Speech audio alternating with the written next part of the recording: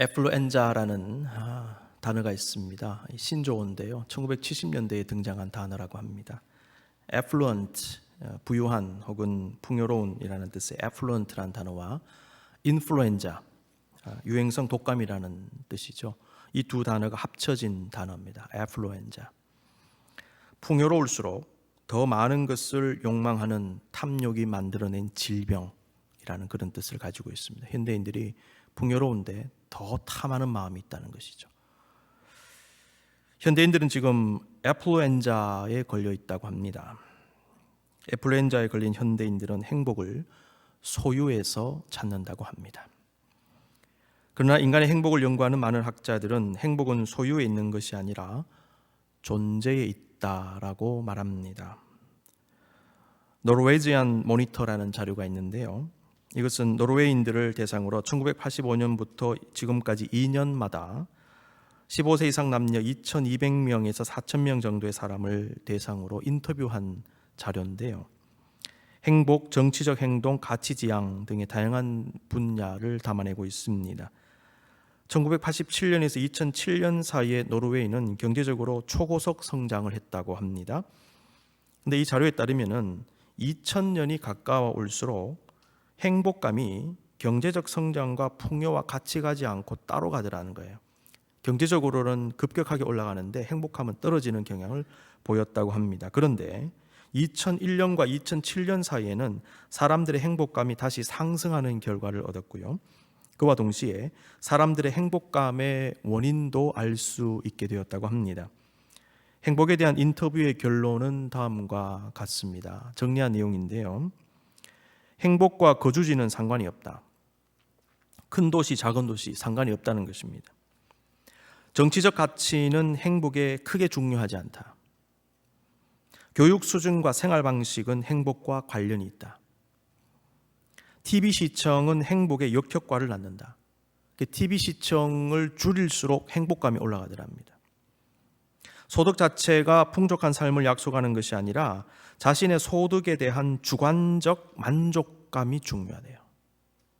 많이 벌어도 거기에 대해서 주관적으로 만족을 못하면 행복하지 않다는 겁니다. 행복은 자신의 건강과 체력에 대한 만족도와 관련이 있다. 아무래도 건강하고 몸이 좋은 분들이 행복감을 더 느낀다는 얘기겠죠. 존재와 의미가 매우 중요하다. 사람들과의 관계에서 만족을 느끼는 것이 행복의 중요한 열쇠이다. 자기 일을 즐기는 것이 그 일의 중요도보다 우선한다. 아무리 중요한 일을 해도 그 일을 즐기지 못하면 행복하지 않습니다. 사회 경제적 평등 수준에 대한 만족, 정치 기관에 대한 자부심, 사람에 대한 신뢰, 중요한 사회 기관의 존재 여부가 매우 중요하답니다. 종교 활동의 수준이 높을수록 행복감이 높아진다. 여러분, 신앙생활 하는 것이 굉장히 중요합니다. 신앙생활 열심히 하는 분들이 행복감이 올라가는 거예요. 운동과 야외 활동의 중요성, 예술과 문화생활의 중요성, 가치와 행복의 관계, 물질적 가치는 행복감을 줄이고 이상적 가치가 행복감을 늘린다라는 결론.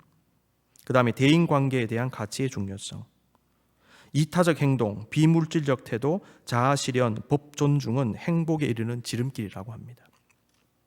핵심이 무엇일까요? 행복의 핵심은 소유가 아니라 존재라는 것입니다. 물질이 아니라 사람 그 자체입니다. 오늘 본문은 존재에 대한 질문과 대답을 담고 있습니다. 하나님을 만나 소명을 받은 모세는 내가 누구이기에 라고 말했습니다. 존재론적 질문이죠. 그리고는 하나님의 이름을 물으며 하나님이 누구인지를 묻습니다. 다른 것도 아니고. 모세는 자기의 존재 그리고 하나님의 존재의 의문을 가지고 질문한 것입니다. 우리는 지금까지 호렙산에서 하나님을 만난 모세가 내가 누구이기에 라고 말한 사실에 주목하면서 그 말에 담긴 모세의 상처에 대한 탐구를 시작으로 그가 나이 80세의 소명을 받기까지 하나님께서 어떻게 그를 치유하시고 다듬으시고 세워 가셨는지를 묵상해 왔습니다. 우리는 다시 모세가 하나님을 만나는 장면에 주목하기를 원합니다. 40세에 사람 죽이고 이집트를 도망쳐 나와서 미디안에서 가정을 이루고 40년을 목자로 살아온 모세. 세월은 살같이 흘러 어느덧 80세의 나이에 이른 모세에게 하나님은 갑자기 나타나셨죠. 그리고 이집트로 가서 이스라엘을 인도하여 내라고 말씀하셨습니다. 내가 누구이기에 바로에게 가며 이스라엘 자손을 애굽에서 인도하여 내리까? 라고 말한 모세에게 하나님은 내가 너와 함께 하겠다라고 말씀하셨습니다. 오늘 본문에는 그 말을 들은 모세가 다시 하나님께 질문한 내용이 등장하고 있습니다. 모세는 하나님의 정체에 대해 보다 구체적으로 질문했습니다. 13절 말씀, 모세가 하나님께 아뢰되 내가 이스라엘 자손에게 가서 이르기를 너희의 조상의 하나님이 나를 너희에게 보내셨다 하면 그들이 내게 묻기를 그의 이름이 무엇이냐 하리니 내가 무엇이라고 그들에게 말하리이까? 모세는 왜 이 질문을 했을까요? 이 질문 속에 담긴 의미가 무엇일까요? 첫째로 하나님 체험으로 인해 생긴 하나님에 대한 갈망으로 볼 수 있습니다. 그의 이름이 무엇이냐 하리니라는 표현에서 이름으로 번역된 히브리 말은 쉔이라는 단어입니다. 이 단어는 단순히 호칭만을 의미하는 것이 아니고요, 그 이름을 가진 사람의 지위와 신분과 본성과 삶 전체를 의미합니다. 그 이름 속에 모든 게 들어 있습니다. 성경에는 하나님에 대한 다양한 이름들이 등장합니다. 여호와 샬롬, 평강의 하나님, 여호와 니시, 여호와는 나의 승리, 나의 깃발, 여호와 라파, 치료하시는 하나님 등등이지요. 그 이름 속에 하나님의 존재가 들어 있습니다. 하나님의 역사가 들어 있습니다. 이런 의미에서 모세는 단순히 하나님의 이름 그 자체가 궁금해서가 아니라 하나님의 정체가 궁금했던 것입니다. 하나님이 근본적으로 어떤 분이신가가 궁금했던 것입니다. 모세가 하나님 몰랐을까요? 아닙니다. 모세는 분명히 하나님 알고 있었습니다. 모세는 자신의 동족인 히브리인들이 섬기는 하나님에 대해서 자신의 부모뿐만 아니라 여러 경로를 통해서 이집트에 있을 때 40년간 들어왔을 것입니다. 자기 역시 하나님을 향한 어느 정도의 믿음을 가지고 있었습니다. 오늘 본문은 모세가 알고 있던 그 하나님, 그리고 이집트에 살던 히브리인들이 알고 있던 하나님은 어떤 하나님인지를 기록하지요. 15절 말씀입니다.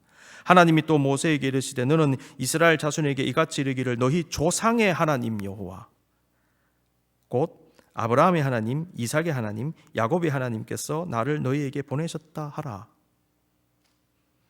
히브리인들에게 그리고 모세에게 하나님은 자신들의 조상들의 하나님이었습니다. 신앙 교육을 통해서 알고 믿어온 하나님이었습니다. 이집트를 떠난 지 40년이 지난 어느 날 모세는 자신이 알고 있던 바로 그 하나님, 미디안 광야 40년 동안 머릿속에서 희미해져 가고 있었을지도 모르는 그 하나님을 인격적으로 만나는 체험을 합니다.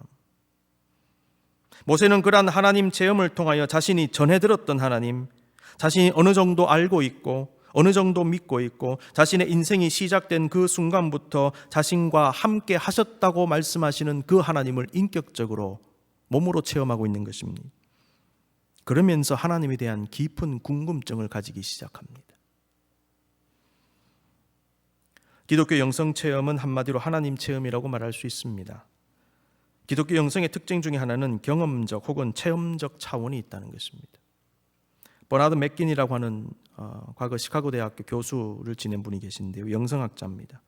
그리고 신비주의 전문가입니다. 이분이요, 기독교 영성은 일반적인 형태로든지 특별한 형태로든지 간에 기독교 믿음 안에서의 살아있는 경험이다, 이렇게 얘기했습니다. 이런 측면에서 보았을 때 오늘 본문에서 모세는 하나님 체험을 했으며 그는 어쩌면 그의 인생에서 처음으로 자신이 인지하는 가운데 영성 체험을 한 것으로도 볼 수 있겠습니다. 이게 굉장히 중요합니다. 우리는 모세가 하나님을 인격적으로 만나는 과정 중에 하나님의 정체에 관해서 질문한 점을 깊이 생각해야 됩니다. 다시 말씀드립니다. 하나님을 인격적으로 만나는 과정 중에서 하나님의 정체에 대한 질문을 했다는 거예요. 하나님을 진정으로 만난 사람은 누구나 하나님을 향해 질문합니다. 그리고 그 질문은 하나님이라는 존재를 향한 갈망의 표현입니다. 갈망이 없으면 질문이 나오지 않습니다. 어린 아기는 엄마를 인식하고 본능적으로 엄마를 찾고 그 품속으로 들어가려고 하죠. 아기는 엄마를 갈망합니다. 마찬가지로 인간은 하나님 만나면서 하나님을 향한 믿음과 사랑과 갈망이 생겨나는 것입니다. 모세의 질문은 하나님을 향한 갈망의 표현이었습니다. 하나님을 진정으로 만나고 믿음을 가진 사람은 그 믿음이 나날이 깊어지고 하나님을 더 깊이 알기를 원합니다. 사랑은 사랑하는 대상을 알고 싶어하는 마음이 생기게 하잖아요. 사랑하면요 더 알고 싶어져요. 사랑은 감정의 깊이를 더해가면서 서로를 향한 이해의 깊이를 더해가는 것입니다. 부부는 평생 서로 알아가는 사람입니다. 죽을 때까지. 알다라는 뜻의 히브리어 단어 야다라는 말은 체험적인 암, 전인적인 알을 의미하는데 하나님을 믿는 사람은 하나님을 전인적으로 알아가는 사람이라고 볼 수 있어요. 그런데 이상하게 하나님은 알면 알수록 그 알미 부족하다는 생각이 들지요. 그 이유는 하나님은 너무 광대하시기 때문입니다. 우주를 연구하면 할수록 우주의 광대함을 깨닫게 되어 우주를 더 모르는 것 같은 느낌을 가지게 되는 현상과 같습니다. 학문의 세계도 마찬가지죠. 공부하기 시작하면요 모르는 게 더 많이 나와요. 영성은 하나님과의 관계를 추구하는 것입니다. 그런데 하나님은 너무 광대하시기 때문에 영성의 세계에 들어가면 갈수록 더 몰라지는 경험을 하는 것입니다. 중세 수도사 십자가의 성 요한은 이러한 체험을 영혼의 어두운 밤이다라고 표현했습니다. 영혼의 어두운 밤, Dark Night. 우리가 분명히 알아야 되는 것은 그러한 순간에도 하나님은 우리의 가까이에 계신다는 것입니다. 그러한 순간에도 주님은 나를 인도하고 계신다는 것입니다. 우리가 지난 금요일 화상 말씀 기도회 때 읽었던 토마스 아켄피스의 글을 다시 한번 들여다보기를 원합니다. 그때 못 보셨던 분들 위해서 제가 오늘 다시 인용합니다.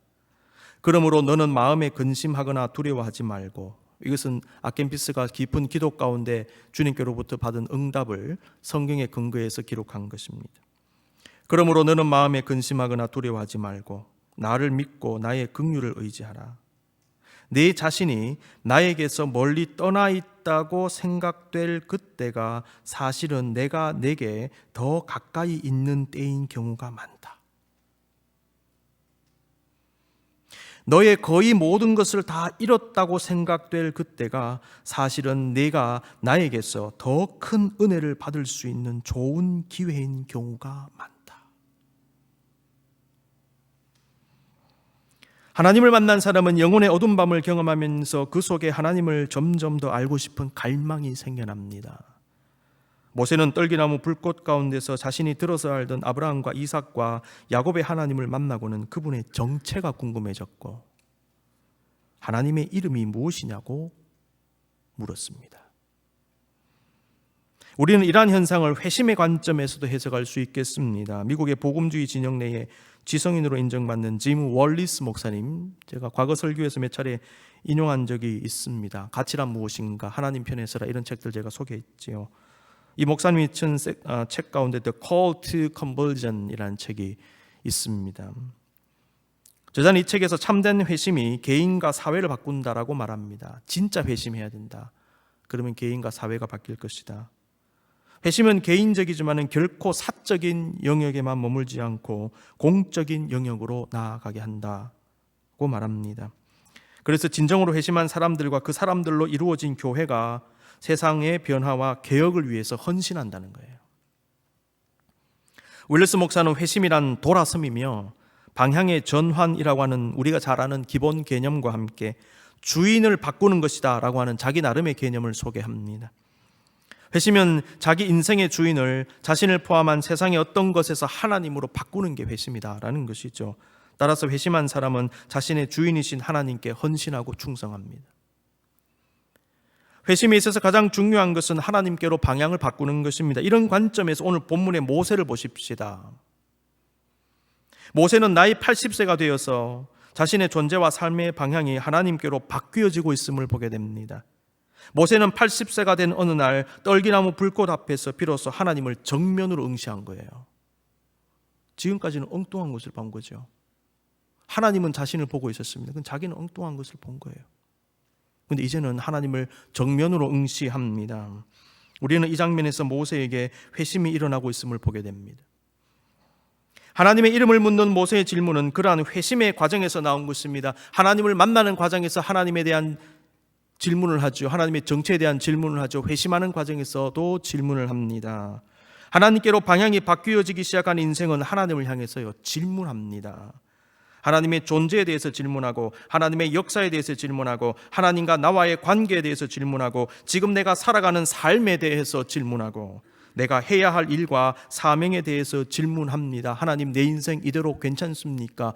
궁극적인 문제, 근본적인 문제를 가지고 질문하는 거예요. 하나님 없는 세속 사회의 특징, 그러한 세속에 물든 사람들의 특징은 하나님을 갈망하지 않는 것입니다. 하나님을 찾지 않는 것입니다. 그들은 하나님을 향한 질문이 없습니다. 지금 많은 성도들에게 이러한 현상이 일어나고 있습니다. 하나님을 향한 질문을 상실한 현상. 주를 향한 믿음뿐만 아니라 사랑과 갈망을 잃어갑니다. 그래서 예배 드려도 그만, 안 드려도 그만입니다. 교회 가도 그만, 안 가도 그만. 세상이 타락해도 그만, 타락하지 않아도 그만. 관심 없는 것이죠. 그리고 하나님에 대한 무관심에 빠집니다. 그것은 곧 영적으로 잠들어가는 것이고, 그 다음 단계는 영적 죽음입니다. 그러나 하나님을 만난 사람, 회심한 사람, 영이 살아있는 사람은 하나님을 갈망하며 찾습니다. 그리고 질문합니다. 여러분 어떠하십니까? 여러분에게 하나님을 향한 갈망이 있으십니까? 여러분은 하나님에 대한 질문이 있으십니까? 여러분의 인생과 삶에 대해서 하나님께 어떤 종류의 질문을 하십니까? 성도는 생각 없이 사는 존재가 아니라 생각하며 사는 존재입니다. 성도는 하나님과의 교통 가운데 질문하며 대화하는 존재입니다. 이러한 영적 교제와 탐구의 과정이 없이 그냥 육신적 삶만 살고 육신에 먹고 사는 문제만 관심을 가지기 때문에 항상 그 일로 인한 고민과 걱정과 염려 속에 빠져들어가는 거예요. 거기에, 그 세계 속에 이걸 벗어나야 되는데 항상 거기에서 아웅다웅인 것입니다. 그러나 하나님 만나고 회심한 성도는요, 질문이 바뀝니다. 영적인 질문, 본질을 묻는 질문, 하나님을 향한 질문을 합니다. 표면적이며 육신적 삶의 문제만 매달려 있지 말고 모세처럼 근본적인 문제를 고민하고 질문하십시다. 근본적인 문제가 해결될 때 그 근본의 바탕을 둔 표면적 문제도 해결될 것입니다. 지금 요동치는 세상을 보면서, 코로나19로 혼란에 빠진 세상을 보면서, 분열, 갈등, 다툼, 혼돈 상황이 계속되는 세상을 보면서 표면에만 관계된 질문이 아니라 그 중심에 자리한 근본적인 문제에 대해서 크리스찬들이 질문할 수 있어야 됩니다. 왜 이런 현상이 나타나고 있는가? 지금 여러분의 가정과 기업과 자녀와 관계와 정서적인 부분과 진로를 비롯한 인생에 있어서 어떤 문제가 있으십니까? 문제 없는 사람은 없죠. 겉만 보지 말고 그 문제의 중심을 보고 하나님께 질문하십시오. 무엇이 진짜 문제인지, 정말 무엇을 해결해야 하는지를 질문하고 기도하고 찾으셔야 합니다. 좋은 학생의 특징 중에 하나는요, 좋은 질문을 하는 것입니다. 좋은 질문을 하는 성도가 되어야 합니다. 오늘 본문의 모세의 질문은 우리에게 중요한 통찰을 줍니다. 두 번째로, 자신이 누구인지를 알리신 하나님입니다. 하나님의 정체를 묻는 모세에게 하나님은 매우 독특한 대답을 주셨죠. 너무나 유명한 말씀입니다. 출애굽기 3장 14절, 하나님이 모세에게 이르시되 나는 스스로 있는 자이니라. 또 이르시되 너는 이스라엘 자손에게 이같이 이르기를 스스로 있는 자가 나를 너희에게 보내셨다 하라. 굉장히 난해한 말씀입니다. 나는 스스로 있는 자니라. I am who I am. 영어로 번역하면요, 이 유명한 말씀의 히브리 원어는 에흐예 아쉐르 에흐예입니다. 에흐예라는 말을 문법적으로 풀면 존재를 나타내는 영어 비동사와 같은 하야라는 단어의 미완료형이다, 이렇게 학자들은 얘기합니다. 히브리어에서 미완료형은요, 말 그대로 완료되지 않은 동작이나 상태, 다시 말해서 계속되고 있음을 의미합니다. 무슨 말입니까? 하나님은 그 존재와 역사하심이 계속되시는 분이라는 의미입니다. 더 나아가서 에흐예라는 단어는 초월적 존재, 독립적 존재, 완전한 존재, 그리고 모든 존재의 기반이 되는 존재를 의미합니다. 이 에흐예라는 말에서 야훼가 나왔습니다. 여호와, 한국말로 번역하면 야훼 하나님은 스스로 존재하시고 영원히 존재하시고 절대적인 존재이시고 그리고 모든 존재의 근원이 되시는 존재로서의 하나님입니다. 중요한 것은 모세가 그 하나님 만난 거예요. 그러니까 나는 스스로 있는 자니다 라는 말 속에 엄청난 의미가 들어있는 것입니다. 존재의 근원이 되시는 하나님을 그 자리에서 만난 것입니다. 우리는 내가 누구이게 라고 말하면서 동시에 하나님은 누구냐고 물은 모세와 하나님 사이의 대화를 깊이 묵상해야 합니다. 하나님은 모세에게 하나님을 알게 하심으로 모세 자신을 알게 하신 거죠. 우리가 하나님 만나고 하나님을 알아갈 때 많은 문제가 해결됩니다.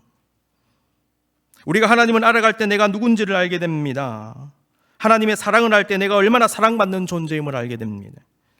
창조하시고 다스리시고 구원하시는 하나님을 알게 될 때 내가 얼마나 은혜받고 복받은 사람임을 그때 알게 된다는 것입니다. 하나님을 알게 될 때 우리를 알게 됩니다. 하나님을 알게 될 때 많은 문제가 그냥 해결됩니다. 모세는 하나님 만나는 순간 과거의 상처로 가려진 눈이 씻겨지기 시작하는 것입니다. 과거의 상처가 자신의 눈을 가리고 있었어요.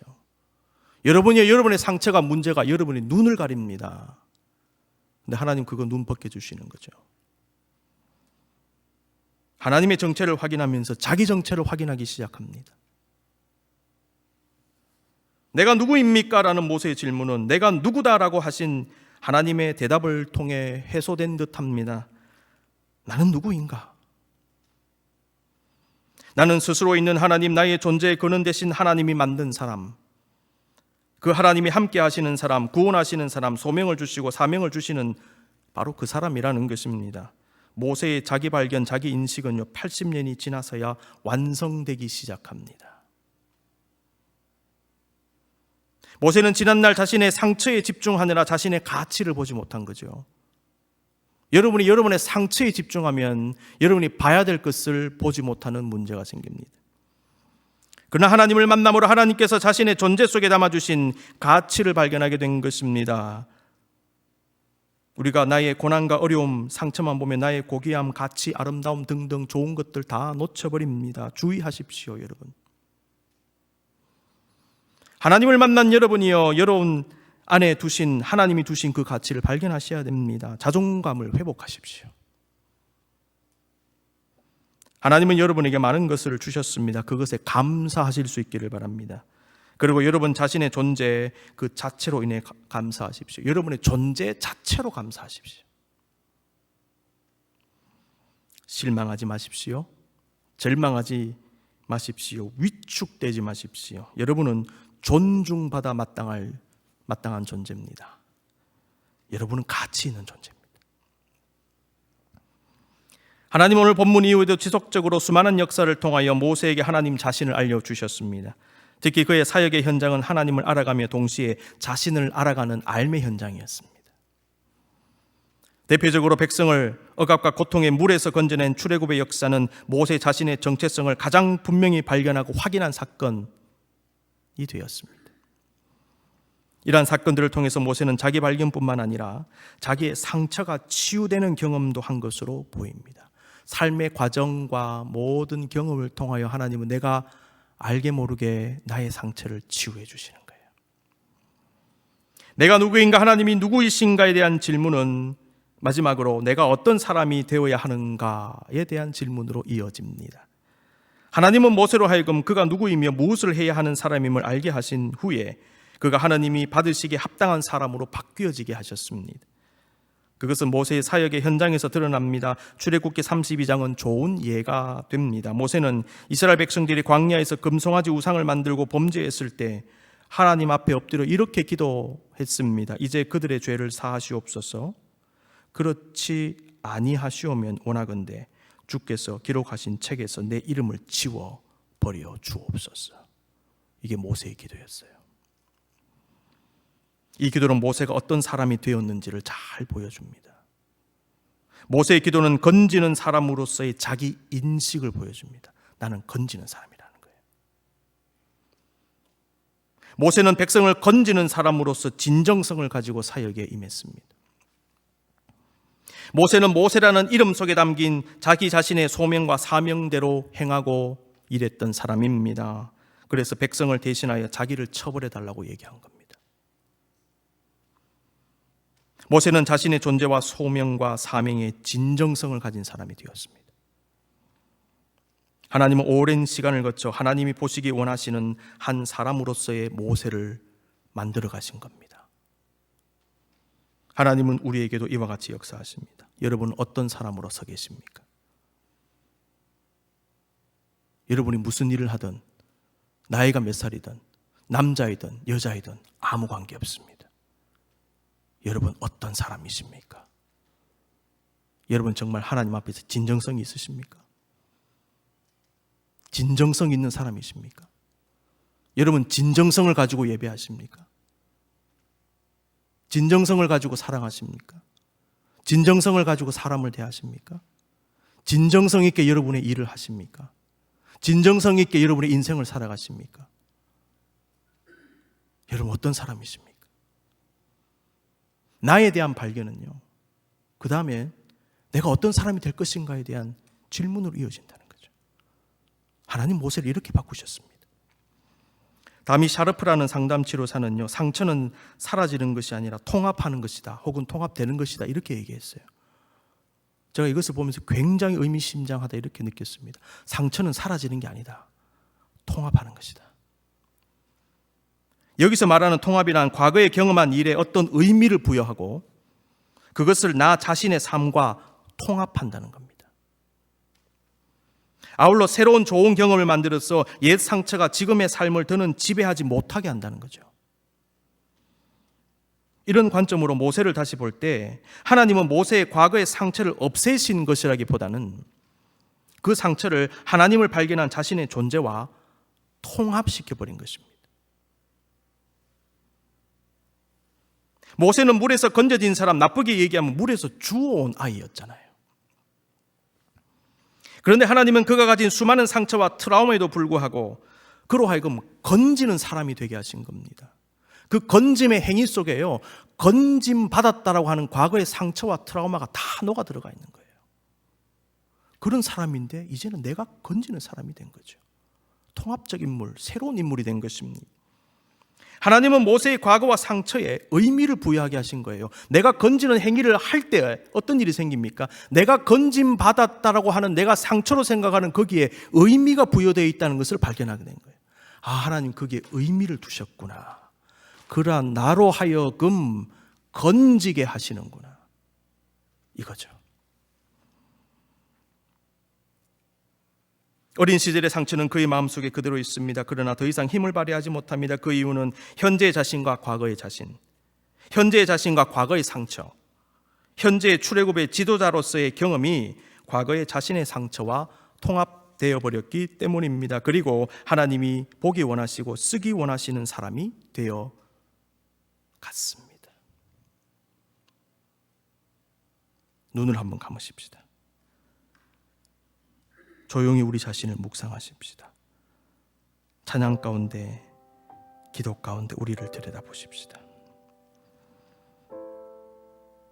사랑하는 성도 여러분, 80년의 세월이 지나 마침내